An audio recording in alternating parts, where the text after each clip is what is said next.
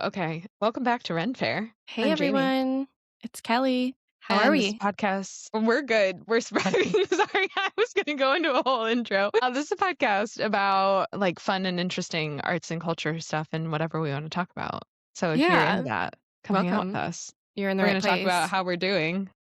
Yeah. And the answer is not well. Also, if my eyebrows look puffy, it's because I just got them waxed right before this. Really? So, I was wondering, yeah, I I was don't know like, if you either can she tell. worked out or she got a little wax, but I didn't want to say anything because Yeah. I know I'd be paranoid. But I Yeah, I put like a couldn't. lot of makeup on my nose earlier because my nose is already red today. So Yeah. What if can you that makes do? you feel better. It's like, it's fine. Who cares if Yeah, my eyebrows are red? Doesn't right. matter. So how are you? I'm okay. I'm hanging in there. I was gonna say I have this really fun story. That I went to like my first Reiki session on Wednesday Wow, okay. because the world has been putting me through it the last couple of weeks and really the last year. So I was like, I Yeah. really like need like the spring is not shaking off like the winter blues. I need to like get it out of my body. And I had gone to this masseuse a while ago. And at the last 2 minutes of the massage, she did this like Reiki thing around my head. And I was like, that was intense. I want more of that. So I like went and got a massage. And then like the last 20 minutes, she did like this chakra like Reiki, like chakra Okay. clearing Yeah. thing. And so she would start like at the root at the bottom and like focus pulling energy out of there. And then it goes like up your body and like they never really touch you, but they're like, you hear Mhm. her kind of doing this like, like sucking sound as if she's like pulling energy. And then like her hands are like moving. I don't know. My eyes were closed. Yeah. And I've always heard about it and I've heard like really good things. And I do like a lot of like somatic work in therapy of like, I need to be in my body and I'm so bad at it. Um, Mhm. so I was like, let me try this. And holy shit, Yeah? it is the Good? craziest thing I've ever felt. Like Wow. your muscles are like almost like billowing. I don't know. I was like crying and like going in certain bursts in certain areas. So like my stability and like security space was really blocked, which, that makes sense with like everything that's going on with like our moving and not moving and all of that kind of stuff. Right, right. And then like my personal center of like listening to myself was blocked. And then my throat of like speaking the truth, my truth is blocked. So it was like each time there were like other, levels or whatever that they do, but those ones, Yeah. like I was like feeling like my muscles moving and like clenching or like getting hot and cold. And it was just like the most insane thing I've ever experienced. Interesting. It was Wow. Yeah. wild. 'Cause you, like, I've hear heard about it people. and you see Right, videos of right, people, yeah. like, trembling or whatever, and I was like, "There's no this is, like, acting," this is, like, so played up, and I was, like, out of control of my body. It was so crazy. Interesting. Yeah. Huh, and you feel better? Yeah, You feel I good? really do. Yeah, it, like, really changed my attitude about, like, the things that were bothering me in terms of, like, doom and gloom to, like, "I can fucking handle this," you know? It Yeah. was like, I'm telling everyone. I'm telling Interesting. everyone. Okay, Yeah. well, you heard it here, maybe not first, but you've heard it Yeah. first from Kelly, so Highly that it recommend. works, and she recommends it, so Everyone go get a little interesting. woo-woo energy work. Yeah, and I see you have some fare here of I red wine. do. Yes, it is a, Lambrusco, which is a red sparkling. So Interesting. you chill it, but it's not like a rosé, Yeah. Is and it light? it's light and it's very fruity. It, like, could be a Okay, sangria without all the sugar, basically. gotcha. So I did add, like, 1 cube to it because it wasn't totally chilled, but I had it because it looked pretty. For a second, I thought you meant you added a sugar cube to it, and I was like, A cube of that is a ice. choice. I would never, ew. I'm sure people have. Oh, I'm sure. But yeah, I found it because it looked pretty. It was like a very like Art Nouveau Okay, wine okay. label. So I was like, let me try Yeah, it. And I've been getting it ever since. It's like not the cheapest wine, but I'm not drinking that much. that's And worth so it, I'm like, yeah. yeah, yeah. Yeah, that's where I'm at life now as well, is, like, I Buy the would good rather wine. pay exactly, yeah, I'd Yeah. rather pay nice wine and not drink as often, Yeah. rather So yeah, What I have about a you? Do couple you of have any models to try. fair? I don't because I was rushing to get back here from my eyebrow appointment, so I didn't Fair. have time to grab anything, Yeah. unfortunately. But I was really struggling to figure out what to do today for a Yeah. topic. Just nothing was coming to mind of like something I wanted to talk about. So I was Googling things and the topic of pirates came up, which seems so random, but Okay. also so perfect. No, you're right. It's just I was like, "This makes total sense." So that's what we're gonna We've talk about today. never I've never explored pirates. You know what I Yeah, mean? Like, we hear and it's stories, but so interesting. yeah. Wow, I'm so Yeah. excited. Okay, great. Let's So that's dig what we're gonna in. talk about. Yeah. So, opening scene here is what we'll call it. Myth versus reality. Yeah. So, what we think of typically when we talk about pirates. What do you think of, I guess, typically? What's the first thing that comes to mind? Obviously, Captain Hook. I just watched Peter Pan last That's a good week. one. Yeah. Yeah. But also, the only other thing I think of is, like well, I guess Captain Morgan, but, like, I think about in modern day, the Somalian pirates. Cool. We're gonna touch on So that a they, little bit like too. yeah, they did something crazy or something at some point. Did they They were in recently? the news. I don't know, they were in the Okay. news no, sometime in my lifetime. I don't Okay, I know. was gonna say if it was recently, I missed it. I know I've seen articles Yeah. in the past, but okay. Yeah, so typically it's something very stereotyped like Captain Hook of, the eye patch and the peg legs and all that stuff. But when I was researching this, it's actually so much more layered than that and Mhm. deep and interesting. So I'm excited to get into it today. So, the rise of piracy. The Golden Age of Piracy is considered to be from 1650, excuse me, to 1730. So a good 80-year span, something around that. Yeah. I mean, and that feels very close to, like, the peak of exploration, right? Yeah. So the key conditions that kind of enabled this environment for piracy to thrive was the expansion of European empires. So we have Spain, England, France. They were transporting wealth across the oceans. They were gaining that wealth to be able to transport, which means they had valuable cargo like gold, silver, sugar, tobacco, things that were very valuable at that time and this time still. And then the end of some major wars. So pirates actually were originally, most of them at least, privateers, which were legally sanctioned raiders during wartime. Mhm. So what happened was after the war ended, like the War of the Spanish Succession, all of these privateers who were hired by governments like Spain, like England, to be legal pirates are suddenly all out of work.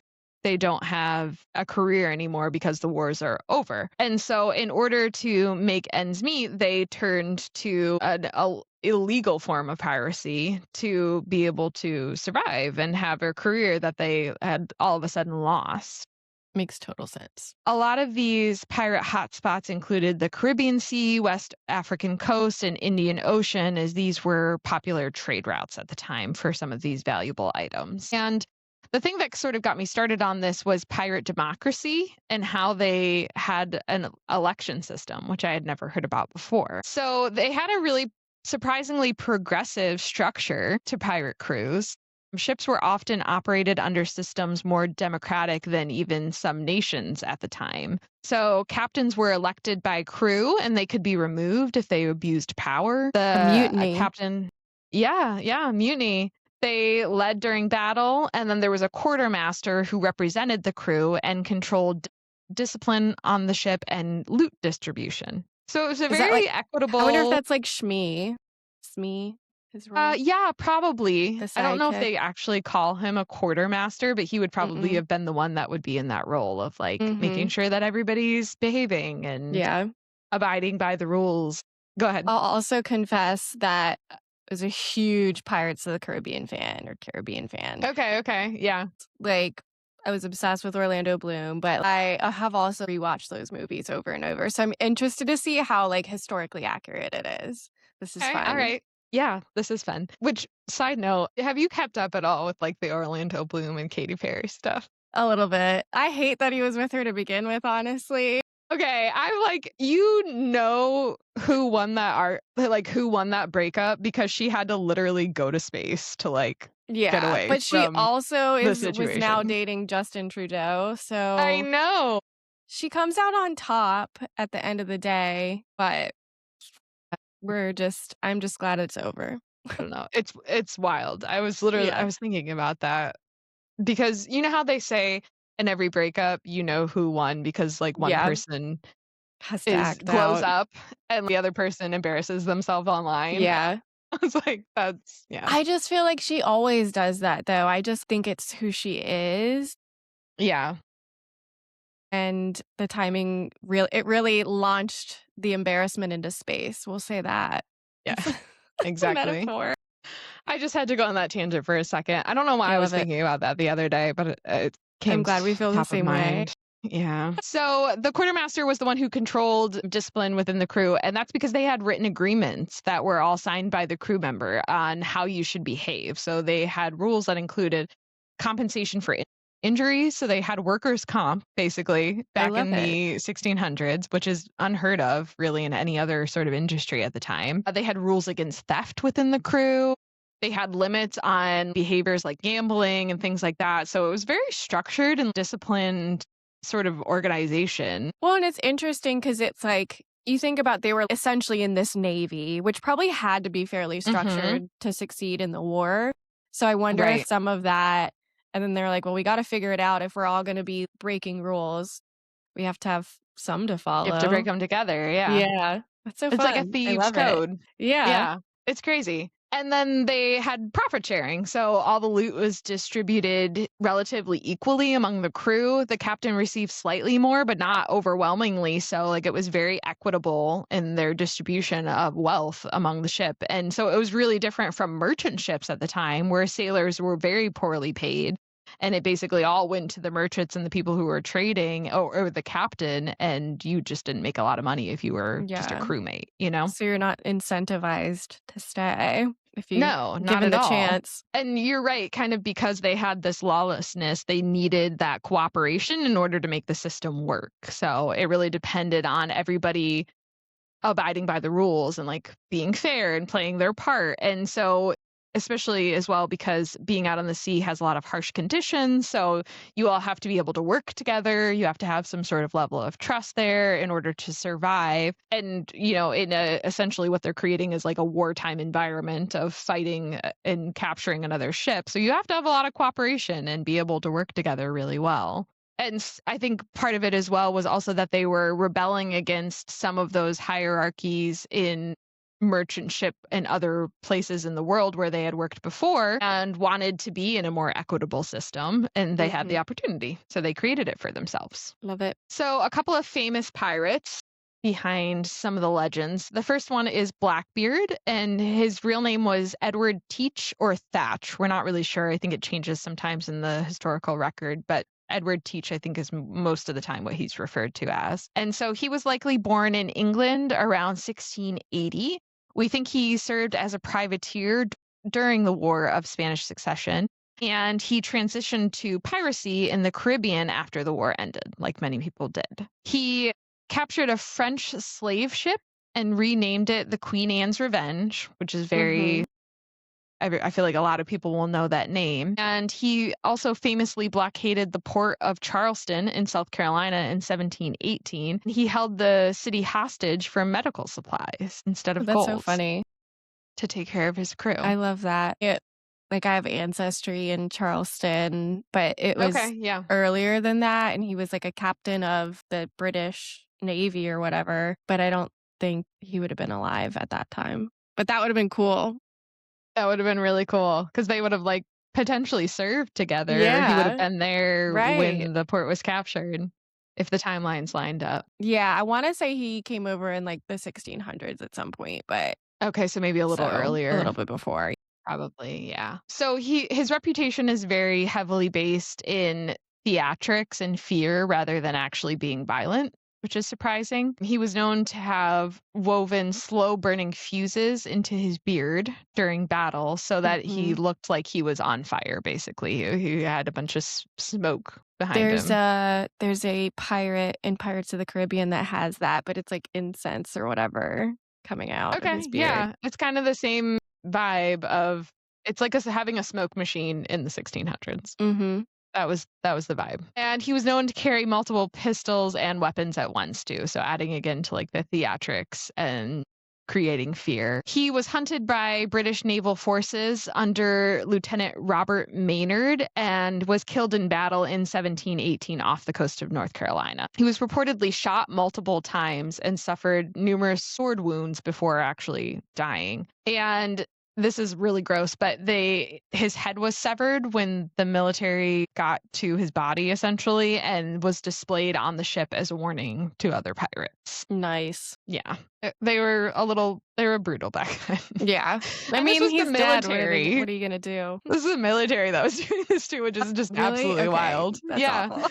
And despite his reputation, records seem to indicate that he really was more just intimidating than he actually was a killer. He wasn't that violent when Just we smart. look, yeah, back on everything that he did. And so his image, I think, is the most significant one in giving us the idea of like what pirates are. And then another famous pirate was Anne Bonny. She was born in Ireland and then She? raised in the yeah, and then raised in the American colonies. She was known for kind of not being very interested in social norms even early on in her life. She just wasn't into things, I guess, that you would say were most girls at the time were interested in, like having a family or children or things like that.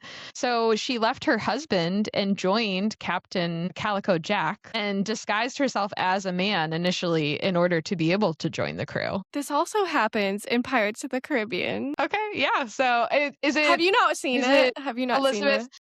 I have, but No. literally it was in high school. Like it's been so It's long since I've seen it. what is her name? Zoe Saldana or whatever? Oh, she's in that? Yeah, she is. Okay. And she shows up like disguised as a man, and then they're all freaking out because women aren't supposed to be on board. Yeah. So she disguised herself as a man, joined the crew, and then she fought alongside other male pirates in combat. And then she formed a close partnership with Mary Read, who was another woman disguised as a man at the time, fighting on I pirate love ships. that. Isn't Go that girls. funny? Also, sounds like I don't know, is Mary I don't know if Mary's exclusively an Irish name, but some Irish girls?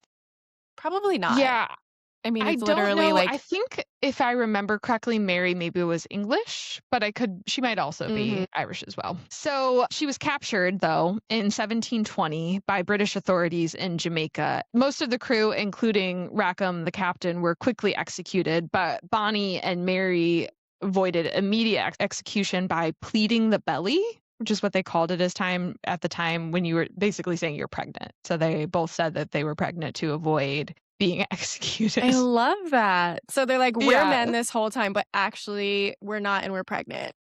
Right. Yes. So they did get their execution delayed. Unfortunately, Mary Read did die in prison before she was executed. And then we actually don't know what happened to Anne. She escaped. So some records suggest that she was released at some point and just lived, a quiet life the rest of her life. But we don't have any execution records for her. And so we just really don't know And what they would happened to her. have like records by then for that. Yeah, they should Imagine. have. Yeah. So it's very possible that she was Although, released. I mean, she yeah. could have also died in prison. I would think we would have records for that, but maybe they've Mhm. been lost. I mean, it was a long time ago. So we don't really And know it's for is sure what it happened. were they still in Jamaica? Lots of hurricanes coming through there. I don't know if she was in prison in Jamaica. I think she was probably extradited to Mm. whatever country was gonna try her. But yeah, they could have been in Jamaica too, and that might have contributed to the fact that there are no records. A famous quote by her directed towards the captain of the ship was her criticizing him for not fighting bravely enough before he was captured. Yeah. So yeah, she was very feisty, it seemed like. Love it. Another famous pirate is Bartholomew Roberts. So he was born in Wales in 1682, and he was originally a merchant sailor and had no intention of becoming a pirate. But when he was captured by pirates, he was forced to join their crew. Mm-hmm. And then he was like, this actually isn't so bad. So he quickly rose through the ranks into leadership positions because of his experience on a merchant ship. He had like a natural leadership ability there, and so he became a captain. Yeah, he probably knew all the secrets and where they stow the best stuff, Yeah. you know? It's Yeah, he fun. probably did. Also, what a After name. I know Bartholomew Roberts, he Yeah, that sounds doesn't sound very like a pirate at all. well, and he wasn't. And then so Right. that is, Yeah, like it fair. just adds to the story of he just seems like this formal, stuffy kind of guy on a merchant ship. And then he Yeah. just gets someone needs to make a movie of this actually. Yeah, I'm That would into be a it. great movie. The Rise Someone of Bartholomew. who do we need to call? Get someone on the horn. I don't know. I'm trying to cast in my head. I know. Paul Mescal just So came to mind. I love it. He's Irish, close, not quite Wales, Yeah, but yeah. That works. So he became a captain after a previous leader was killed, and he was one of the most successful pirates ever. He captured over 400 ships. oh my god, Yeah. that's a lot. Because it's He like back in also the day, had, how many ships are there, you know? yeah, 400 ships during his career. He also had very strict rules for his crew, so they were not allowed any gambling. They had lights out at a certain time. They had mandatory conduct codes. And so he ran a really tight ship and he maintained an unusual amount of order for a pirate ship. Yeah, good for him. He was also known to be rather flamboyant in the way he dressed. So he wore really fine clothes and he had like a crimson waistcoat that he was known for. He wore a hat with a feather in it. Yeah, that's probably where they get like the Captain Hook. That's like exactly Yeah. describing Captain Hook. Huh. Yes. Yes. You're totally right about that. And somehow that just kind of projected his authority and he was able to Mhm. maintain control of all of these rowdy pirates. A fancy pirate. Yeah. He was killed in 1722 during a naval attack off of West Africa. He was shot in the throat, which, Oof. oh, Oh. it's a terrible way to go. And then at his wish, his crew threw his body overboard so that his body couldn't be captured and used as an example, like Blackbeard Mhm. was. Right. He wanted to be buried at sea. Unfortunately, the death triggered the collapse of his crew. They weren't able to move Mm. on after his death, and over 50 of his crew members were executed shortly after capture. So it kind No. of all ended with him, really. He was peak efficiency in piracy operations, and his death was actually considered a major turning point in the decline of piracy. So he was kind of the last stand, and once he was gone, it all sort of went downhill from there. That's crazy. And what year was it? It was 1722. Okay. Yeah. Yep, so like right on the ends of what we would consider the Golden Age. Mhm. And then the last pirate that I want to talk about is also very interesting. William Kidd is his name. He was a Scottish sailor originally. So, again, someone who did not start out in piracy. He was a commissioned privateer by the English government. He was very well respected.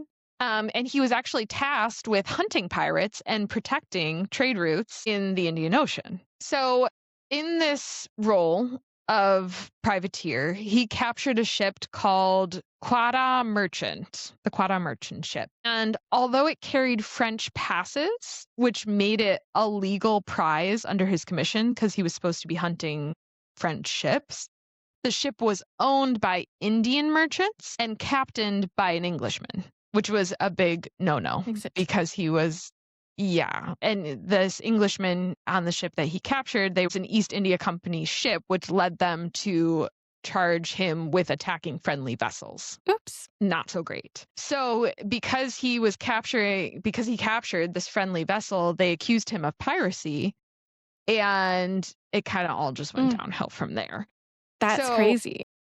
yeah, so he wasn't even trying to be a pirate, but he made, I guess, a mistake, or Pirate maybe move he knew, accidentally. but Yeah. yeah, maybe he knew, but he was like, I don't thought it was worth it, Yeah. or. Yeah. And so he became a political liability for the East India Company, and the backers of the company distanced themselves and sort of made him the scapegoat and blamed him for everything that happened. So he returned to New York hoping to clear his name. Unfortunately, though, he was arrested and sent back to England for trial. And before his arrest in Boston, he deposited chests of gold, silver, and jewels on Gardiner's Island, which is off of Long Island. Hey. And yeah, so the owner of the island gave him permission to bury that treasure there, which he was hoping to use as a I'm bargaining sure he chip in did. his upcoming trial. Unfortunately, this did not work for him because the Fortunately for the treasure. island owner. Yeah. Well, no, because the treasure was recovered and then it was used as evidence against him to convict him. Oh, man, that sucks. But there's rumors that some of the fortune that he hid around the island is still there. So Of a course lot there of are. people think that there's still some massive fortune hidden on Gardiner's Island and go searching for it every now and That's so then. fun. I'm looking Yeah. up where Gardiner's Island is because Yeah, it says off I'm of from Long Long Island. Island. Yeah, but it's a long island, you know? Yeah. That's not the right island. That put me in Fiji. Gardiner, okay. Yes, Iner, Gardiner's Island. So if anyone Sorry, we wants to can go cut treasure this. hunt, Okay, it's out I by the mean, I Hamptons. would I would love to go out there with a metal detector and just poke Mhm, around and see, you know what I mhm. mean? I don't Yeah. actually really think that there's a bunch of treasure there, but even It if would've you been just found found like by now, something. I feel Oh yeah, like, yeah, I'm sure it but would've. also makes me think of when you said off the coast of North Carolina, I don't know if you ever watched Outer Banks, but I also loved that show. That was, like, all about, like, a treasure Okay. hunt. No, I did never watch that. But I lived in North Carolina on the Yeah. beach, not Mhm. too far from Outer Banks, so That's fun. I'm very familiar with the environment at least. Yeah. So ultimately, he was convicted. He was executed by hanging in 1701, and his first attempt at being hanged failed. The rope broke, and so No. he had to be hung a second time, which is just horrifying. Oof. And then again, the frickin' military was just like all about making these bodies displays to Yeah. warn people. So they displayed his body in a cage over the River Thames as a Okay, warning. the cage is too much. Where is Just he gross. going? He's not running off, guys. Yeah, That's too I'm far. just like, why? That's so gross. I My guess that was god. the point though.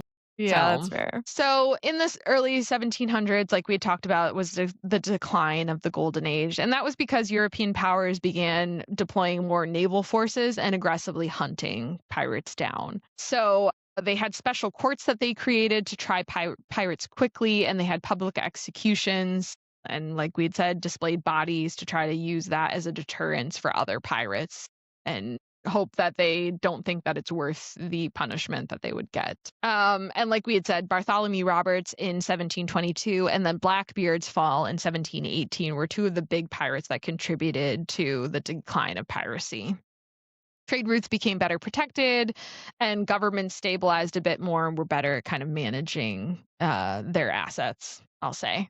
And so by 1730s, the golden age of piracy had largely ended. But as we touched on at the beginning of the episode, it never really completely went away. Mhm. So modern piracy still exists today. Somalia, like we were talking about, became a huge piracy hotspot in the 2000s. And this was because of a lot of political instability.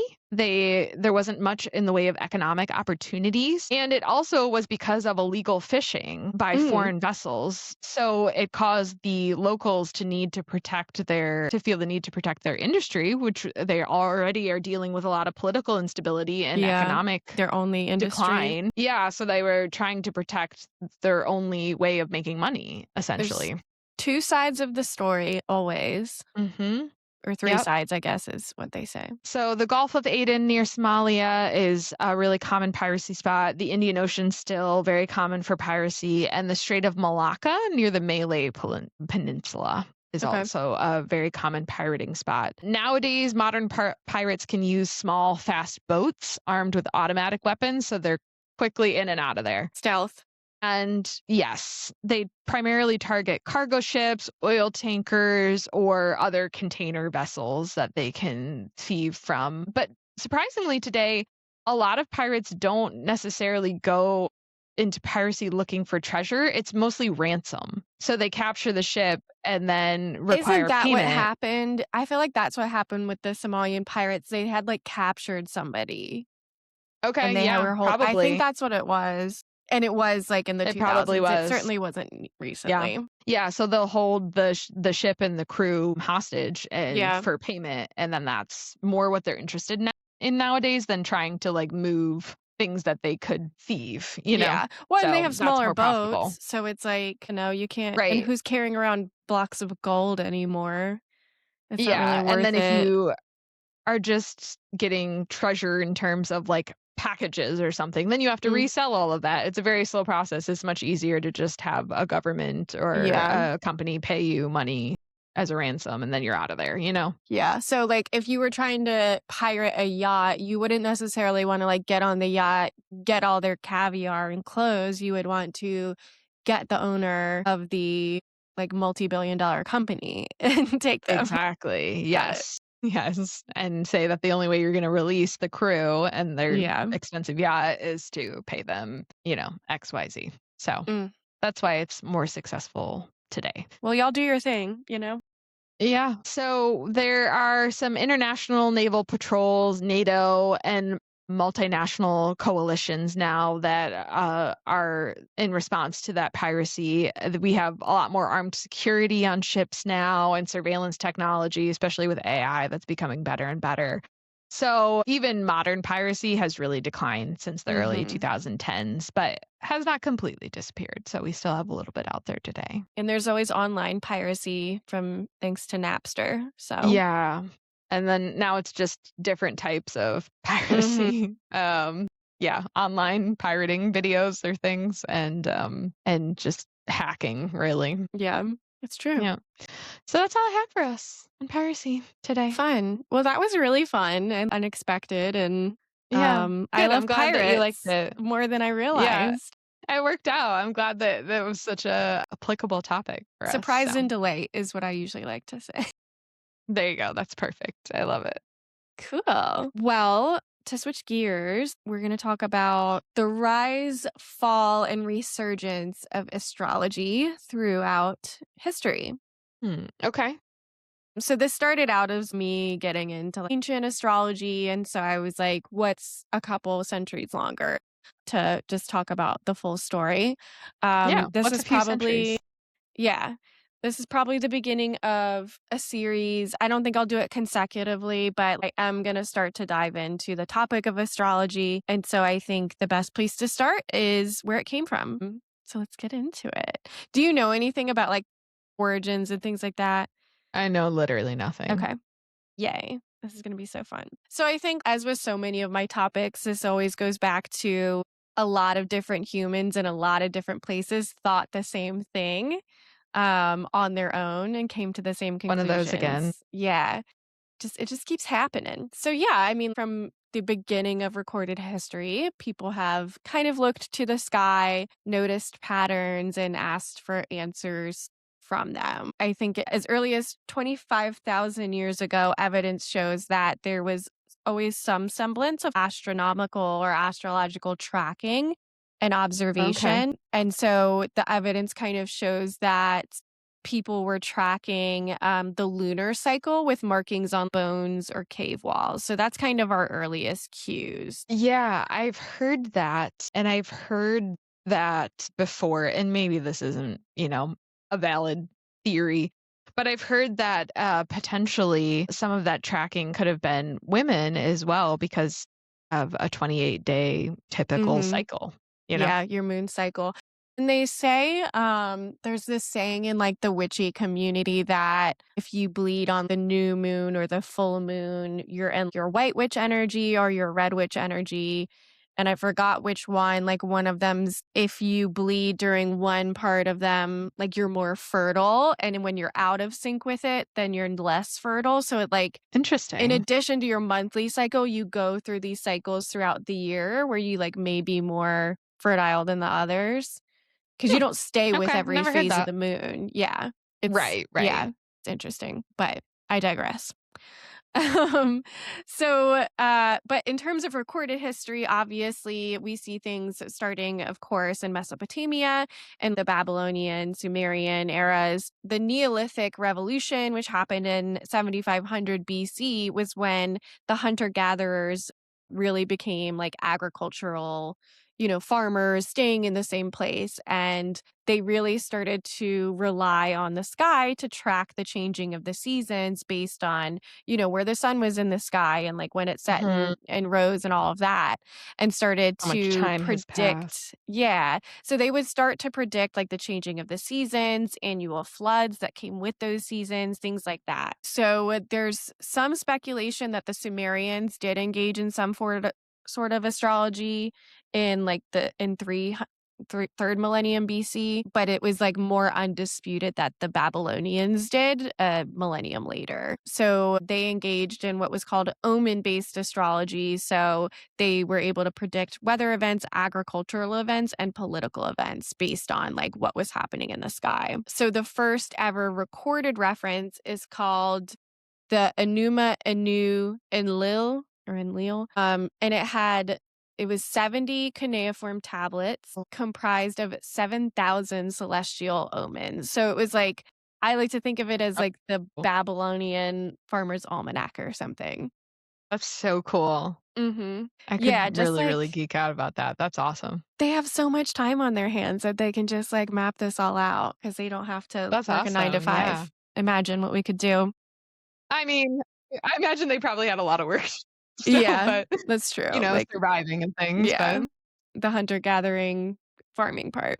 yeah. Horoscopic astrology, as we kind of refer to it, and like tracking your personal natal charts and things like that, didn't come into practice, came into practice until the 6th century BC. So Wow, I'm 600 actually surprised BC. it's still so early. Yeah. I guess I shouldn't be, but it still seems so early in history. And then calculations for like creating the tables that you can predict where the planets are going to be didn't come until the 4th century BC. So we think Okay. about like we can look ahead and know where the planets are going to be in 2 years or where really into Right. infinity now, but like they were previously doing that by hand. Um That's just crazy to me that I just it's just amazing, like, the things that humans have figured yeah. out and built. It's insane. If I was alive during this time, I would love to be a part of that. Yeah, absolutely. Yeah.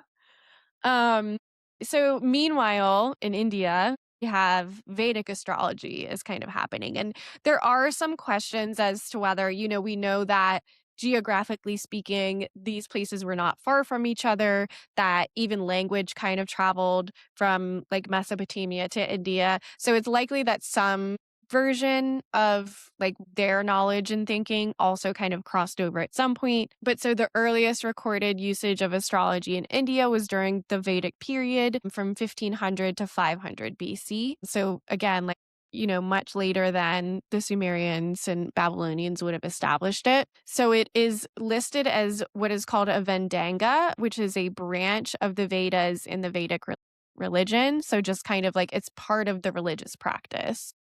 Right. And then in addition, the Hindu system or Hindu religion, they also recognize astrology as part of the disciplines as well. Yeah, so there's like a whole like text on it, and most of that text is on the tracking of the sun and the moon over a 5-year cycle. I'm not quite sure like what that was for in terms of what the 5 years meant, but it was just Right. another way that people were deciding to track, the planets or they're not planets technically, celestial The solar bodies. system. Oh, Celestial okay, okay. bodies is what I was looking for. Yes. So in Vedic astrology, there's also something called the Samhita, which is it means compilation, and it contains 5 million horoscopes comprising of everybody who has lived in the past and who would live in the future. Wow. Because I Wait, guess it how many? eventually cycles Okay, I was 5 gonna say that million, can't account for everybody, but 5 then if million. it cycles, that makes sense. Okay. Yeah.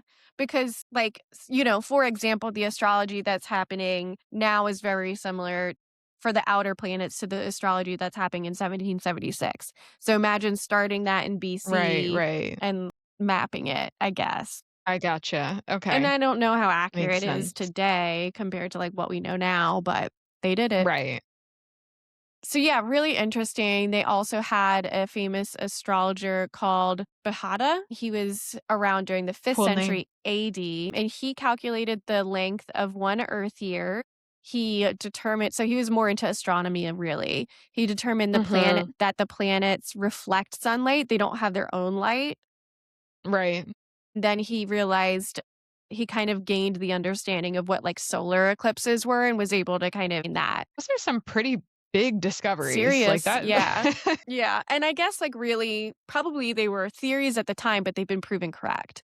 You know what I mean? Like, there's Yeah, no which way is even for him more to amazing really that know. So, yeah, all of his work has been translated into Arabic and Greek, and, like, that was a big part of the knowledge base that other places used. Going around to the other side of the world, we're going around the world today. I'm trying to do this in chronological order also.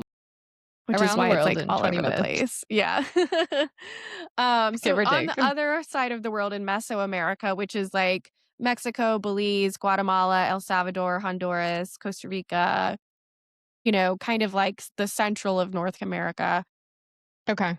they also had their own calendars that they had kind of created, and had been using them in regions dating as far back to the 6th century BC.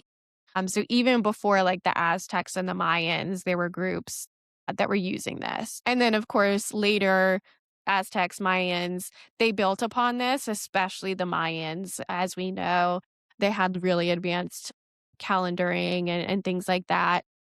Yeah. So the way they approached it is nothing like they approached it in the Eastern world. I guess you call it the Eastern world. I would say so. Yeah. So they had a 360-day calendar that plotted the solar year. So there's always that beef of like the Gregorian calendar against the Mayan calendar and like Yeah. the predictions with the Mayan calendar, All the all of that conspiracy stuff. theories, and they're like, Yeah. "We forgot the days," or something. Yeah. You're like, actually, this was supposed to happen 20 years ago, guys. Yeah. So so that calendar would govern like agriculture, domestic stuff, like the normal day to day. Yeah. And then they had a separate calendar, which was 260 days that governed rituals. So it was kind of like the holiday calendar of the year, I guess. Interesting. And I want to say somewhere I read, I think it was the Mayans, it could have been the Incas, that they just take like the winter off. They just pretend the winter doesn't exist. And so I'm wondering if like the Okay. 260 is like the representative, like the 100 days of winter that they take off and pretend Yeah, doesn't exist in like probably. agriculture. Yeah, pretty Right, sure. because yeah, maybe We they're may have talked thinking about this in the Christmas I don't remember us talking about episode, it. Maybe we did. or maybe But yeah, I it was part mean, of the it's research, not but it's like a period of rest and maybe not as important to track that mhm, period, so mhm, yeah. yeah, I just find it interesting. This is a little bit of a tangent, but I just find humans need to organize things so fascinating. mhm, Like we and make just have sense of to it all. know. Yeah, Yeah, yeah. and, like, It's funny. looking up, like, taking the time to look up to do that, we never look up anymore, and it's just, like, a kind of Yeah. beautiful thing. I'm like, it's the AC, but I have, like, chills about it right now because I love looking up at the stars. Yes, me too. There's also evidence, uh, in Mayan history that they tracked Venus, Mercury, Mars, and Jupiter, and that they had some sort of like zodiac system. It wasn't the same, but there Okay. was like some semblance of it. Even to the degree, and like this is one piece of evidence for like the universality of the stars, Mhm. is that the Mayan name for what we know as the Scorpio constellation is the scorpion. Really? That's cool. So Yeah. it's like it's so, I mean, and that's a really, like, distinct constellation for it to be, like, pretty clear in terms of, like, what it could be, that Right. I just love that that's, like, a common thing. They were connected, yeah. Yeah. That's very cool. And then one example of, like, astrology and practice in their daily life is that on the 5th day that a boy is born, a Mayan astrologer or priest would look into his horoscope and decide whether he was going to be a soldier, a priest, a civil servant, or a sacrificial victim. Can you imagine like, just take a second and imagine that you just had a baby, like, Yeah. Your bundle of fresh out of the joy. womb. Yeah, and you're like, We're gonna "Well, kill this this one's one. just gonna be a sacrifice." You're like, Yeah, this "Ah, is the shit. blood of the What?" gods. That's a lot of work. Oh, that's interesting, yeah. Yeah. So there's that. Turning the globe again, we're going to China. I know we've already talked about like the Chinese zodiac in a previous episode, so go listen to that. Which was one of my favorite episodes of all It time, was. actually. It Go was great. listen about the rat race. Yes. and how he won. You Gemini rats out there. Gemini rats. I die. So, if you guys already know about the zodiac, you know, it's not really as a If tied you to know, like you know. astrology. Yeah. It's not really as tied to like astrology as like we know like Western zodiac and horoscopes because it's like about a year and not the seasons. So there's that. But in 12th century BC, King Wen produced the book I Ching, which sounds familiar. Hmm. And it's like translates to the Book of Changes, which is considered to be one of the most significant texts in Chinese divination. So it has a little bit of astrological thinking there. Then there was Shi Shen Fu and Gan De, who formed the basis of most of the Chinese constellation names, and that came during the Warring States period of Chinese history, but it really became most significantly developed during the Han Dynasty from 2nd century BC to 2nd century AD. As so much did during the Yeah, Han Dynasty. exactly. You know, they did a lot. We love it. They did. It's like our Elizabethan era. Yeah. Or, Wow, you're no, so Victorian true. The era, Victorian sorry. era. Yeah, I Yeah. meant I knew what you were Victorian, yeah. saying. Like, everything happened Uh huh. during that. Yeah. So yeah, I mean, Chinese astrology is a little different because Chinese philosophy and things like that is so different and so much more elemental. So they had this theory of the three harmonies of heaven, earth, and water. So that kind of comes into play as well as the principles of yin and yang. And so those concepts aren't necessarily found in Western astrology. So we don't think about like the balance of things as much, even though when you really study astrology, you know that there are light aspects and dark aspects to every sign, every aspect, all Mm, of that kind of stuff. So I yeah. think they just like maybe recognize the duality a little bit easier. Even Confucius was like into astrology a little bit. He said, "The heaven Nice. sends down its good or evil symbols, and my wise men act accordingly," which I love. That's cool. Yeah, I Yeah. like that too. Hmm. So hopping over to Egypt. In Egypt, prior to the like conquering by the Persians and then later Alexander the Great, there was what was called decanic astrology. They had set up a system of 36 star groups called decans, and they were kind of used for, you know, nocturnal timekeeping. They say they used it as early as the 21st. Essentially, a new decan or group of stars rises every 10 days, so then it's like a 10-degree division of time. So when you break it out into the year, that's the full 36. So today, Okay. in decanic astrology, there's three decans and it can tell you the nuances of your personality within that sign. So for me, I'm, you know, the first full day of Aquarius, so I have like a decan 1, which is a different kind of Aquarius than if I were born on the 30th of Mm, January or the 14th of February. okay. Yeah. Gotcha. It's, like, super niche, but we can go down that rabbit hole another day when we talk about charts and horoscopes. So eventually that practice kind of blends in with the others. So in 525 BC, Egypt is conquered by the Persians, which brought a lot of the Mesopotamian and Babylonian influence to Egyptian astrology. And then Alexander the Great conquered Egypt in 332 BC, and he brought a lot of the Hellenistic influence that like the Greeks were getting as well. So they all kind of mixed together and really kind of kicked off a lot of like, horoscopic astrology as well. And during this time, we had what was his first name? I wrote it down some. It's like Gregory Ptolemy. Is that his first name? It's not Gregory, but it's Sounds something that familiar. starts with a G. Anyway, I'm looking it I up. don't know. Claudius, not Gregory at all. But that makes sense. So Claudius, he was a big astrologer, to the point like he did this crazy mapping thing where he was trying to map where I think like the whole world so he could pinpoint where the planets were like crossing over in the world. And he apparently like Interesting. invented the word geography through that. Okay. I just I could see that. geography. Yeah, like mapping. Yeah, but so he kind of came to Roman Egypt and started being one of the people who are really developing like the Greco-Roman presence of astrology in the area. Mhm.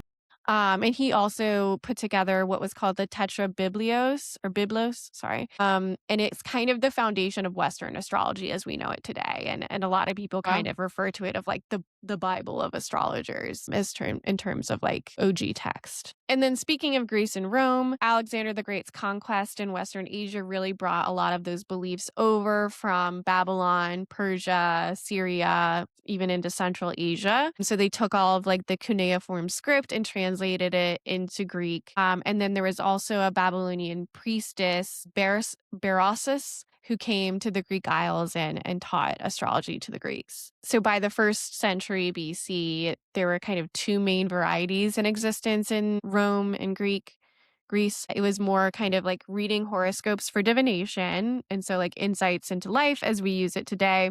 But then there was also what they called God work, which really emphasized like personal transformation to make sure your soul would ascend into the stars. Okay, so one is like personal growth and the other one is like fortune telling, Yeah, basically. basically. Yeah.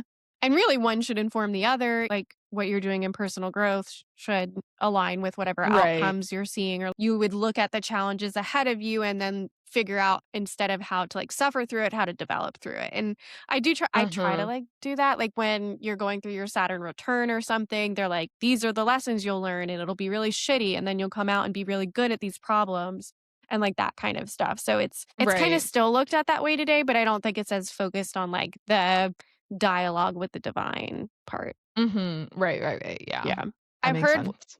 some people like talk about like TikTok astrologers talk about like Akashic records. And I think it's kind of similar of like reading your destiny and like what you're supposed to learn and accomplish in this lifetime or whatever. Okay, gotcha. Moving on to like Persia, the Arabic world, when Alexandria in Egypt collapsed, it was obviously taken over by the Arabs in the 7th century. And so there they really came into contact with astrology and embraced it. Like there were like it existed to some degree in certain spaces, but it really kind of kicked off then. In the 9th century, there was a Persian astrologer named Albu Mazar, and he created a lot of manuals for training astrologers. And it really profoundly like influenced any kind of like Muslim intellectual history, astrology, things like that. And translate those ended up getting translated and carried over into Europe in the 10th century, which is like how astrology gets to Europe. Okay. So there is a lot of information. There are a lot of stars that are named that were discovered during like the kind of Arabic focus on astronomy and astrology. They have a lot of, Mhm.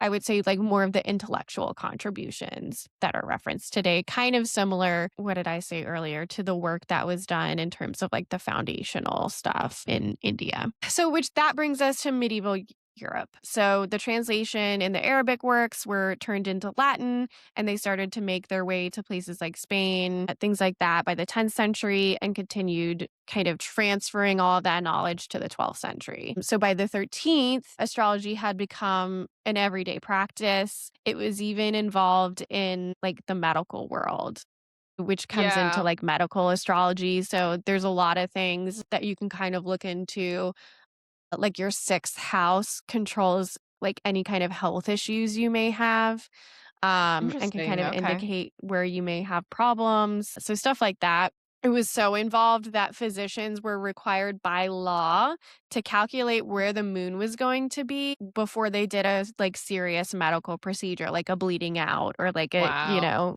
amputation or something, because Interesting. you don't want to do that during the full moon, I don't think. Right. That's probably where the concept of full moon came from. Exactly, which is kind of fun. And then the medieval writers really embraced it as well. In Dante's Divine Comedy, when he's kind of describing, heaven, hell, purgatory, whatever, there's a lot of planetary associations. So in purgatory, for example, he has cardinal sins. And they apparently correspond to like the 7 classical planets of like, what is it? That's Mercury, so fun. Earth, I love Mars. that. Yeah, it's really cool. Geoffrey Chaucer also was into astrology. He actually wrote a manual for his son to learn how to use, like, an astrolab, which is, like, what tracks, the planets or whatever. Yeah. So he wrote a whole he's known for his, like, Old English literature, but he also wrote this manual just so his son could, like, learn how to do it. That's cute. Yeah, and in the Canterbury Tales, at one point, he talks about the sun being with the ram, which is, like, springtime, it's Aries season. Yeah, so cute little clues. I think Shakespeare refers to it as well. There was one other author that I forget. But Fun yeah, little just nugget. exactly. So, we're really peaking here. Everybody around the world is using astrology, all of this stuff. But at the same time, they're studying astronomy. And so, with the Renaissance and the increase of focus on astronomy, we see the fall of astrology. Yeah. So, there were still kind of court astrologers that are out there doing parlor tricks and divination and horoscopes and things like that. But it really kind of started to diminish in popularity because there were astronomers like Nostradamus and Galileo who, while Nostradamus did a lot of predictions based on the stars and Galileo also kind of dabbled in astrology, they were really focused on like the tangible movements. Science of it all, yeah. Exactly. So all of the interpretive properties kind of like started to become less popular. Investment started to subside from astrology. And by like the eights, nobody was really like dealing with it anymore. RIP. And I feel like that also comes with a little bit of like the serious like religious changes and things too. Like that was Yeah, probably yeah. part of it as well. Although I feel like I That would have been mean, earlier. talking about medieval times, yeah, is Yeah. very religious. I feel like they kind of almost went hand in hand in Well, a I'm lot of thinking of like ways. the witch stuff. Oh, the like, this witch trials, Yeah. yeah. I think yeah, Which was probably a earlier little still later on in too, but history. Yeah. either way, people weren't vibing with it for a while until later in the 19th century it starts getting brought back. Um, Okay. Was it the Victorians that brought it back? a little bit, yeah. The I Victorians knew it. and there was I mean, we talked about when we did the tarot episode, like the spiritualism movement that happened around the Right, same right. time. Yeah. And so that was sweeping Europe and America. We saw all of those like seances and tarot parties and theosophy really coming back. So there was like the Theosophical Society in New York, the Hermetic Order of the Golden Dawn, like we talked about. So that's two episodes you guys have to go back and watch now. Tarot Yeah. and Chinese zodiac. Yes, We're both great cross-linking, ones. guys. And actually, the tarot one was a two-parter, so Yeah, so that's 3. So yeah, it's kind of peaking again, and so at its peak, it was like there were 8 million Americans and Europeans who identified as spiritualists, who would okay, wow. essentially engage in this astrology stuff. And interest continued into the 20th century, and then Carl Jung really changed the game.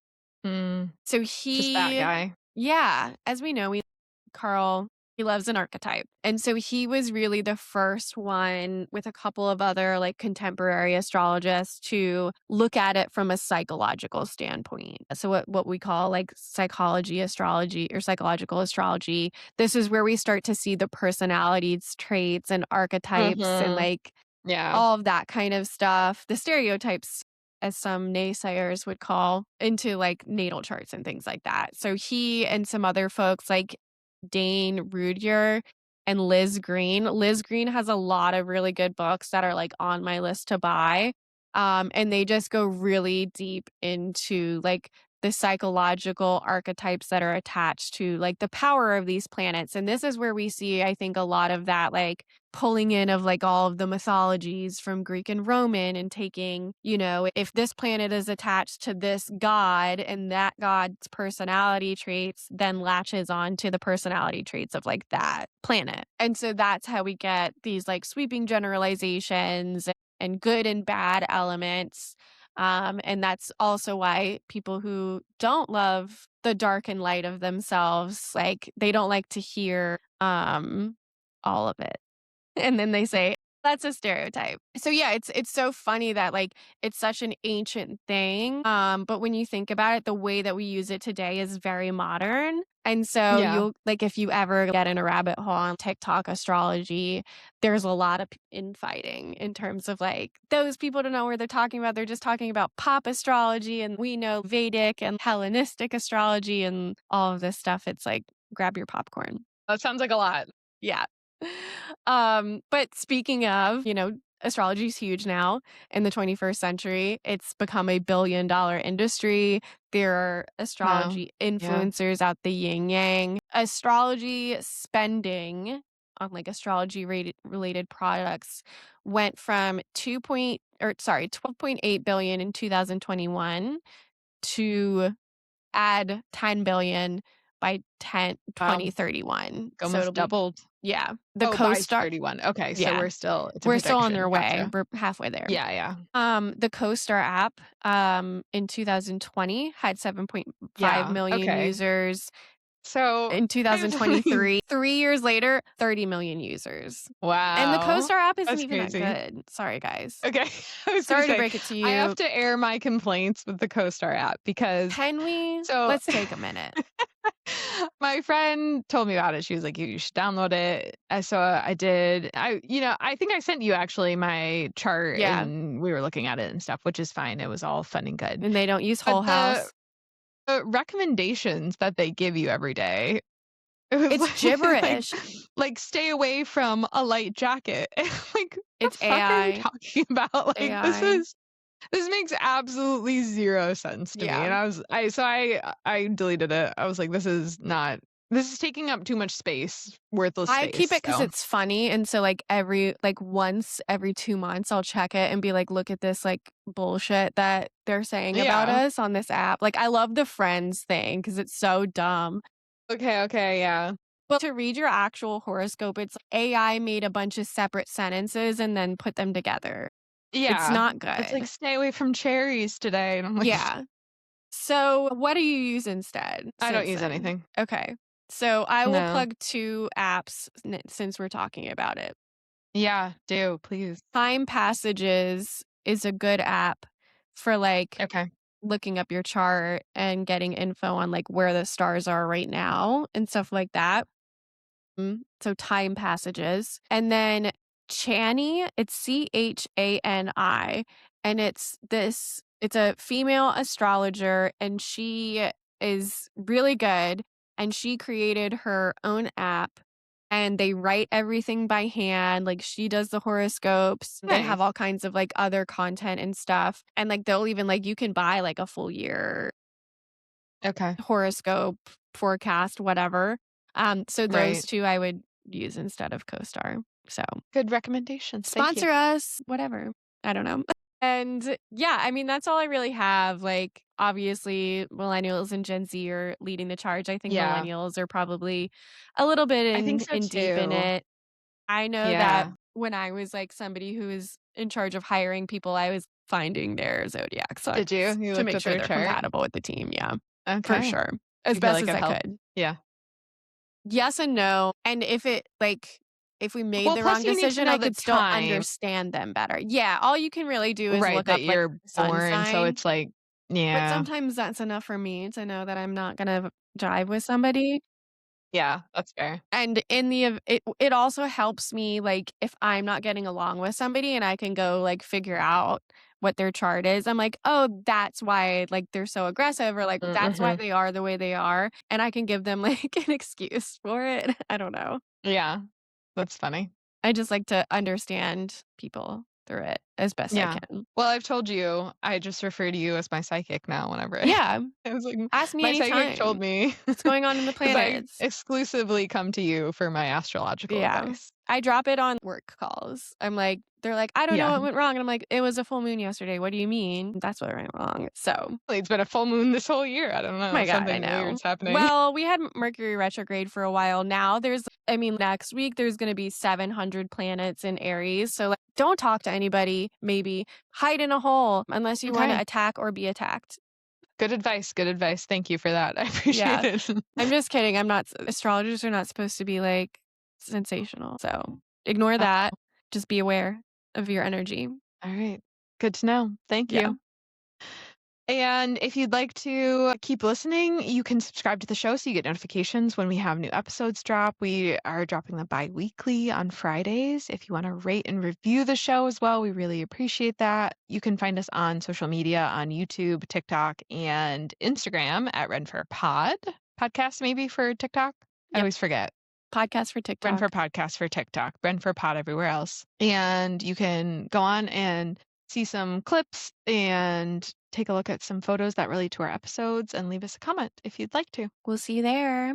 And next time. Otherwise, yeah, we'll see you next time with some new topics. Thank you. Bye. Bye. Do, do, do.